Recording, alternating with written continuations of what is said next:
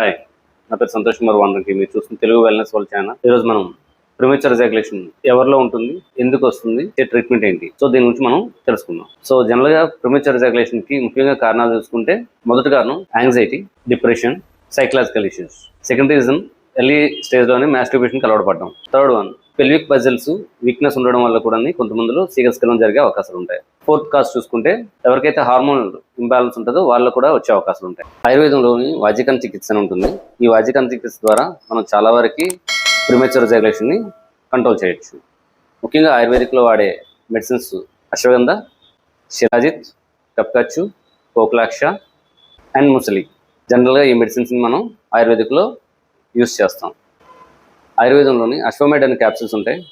నేను ఇప్పుడు చెప్పే అన్ని కాంబినేషన్స్ కూడా ఆ క్యాప్సిల్స్ ఉంటాయి. అశ్వమేడ్ అనే కాదు, మీరు ఏ బ్రాండ్ అయినా తీసుకొని అశ్వగంధ, కోక్లాక్ష, శిలాజిత్, ముసలి, కప్కచ్చు ఈ కాంబినేషన్స్తో దొరికే ఏ మెడిసిన్స్ అయినా కూడా మీరు జనరల్గా ప్రిమేచర్ ఎజాక్యులేషన్కి వాడవచ్చు. ముఖ్యంగా ఆహారపు అలవాట్లు చూస్తే ఘీ, బాదం, పంప్కిన్ సీడ్స్ ఇవి చాలా వరకు ఉపయోగపడతాయి. ముఖ్యంగా మాంసాహారాన్ని, ఎక్కువ స్పైసెస్ ఉండే మసాలా ఫుడ్స్ని అవాయిడ్ చేయాల్సి ఉంటుంది.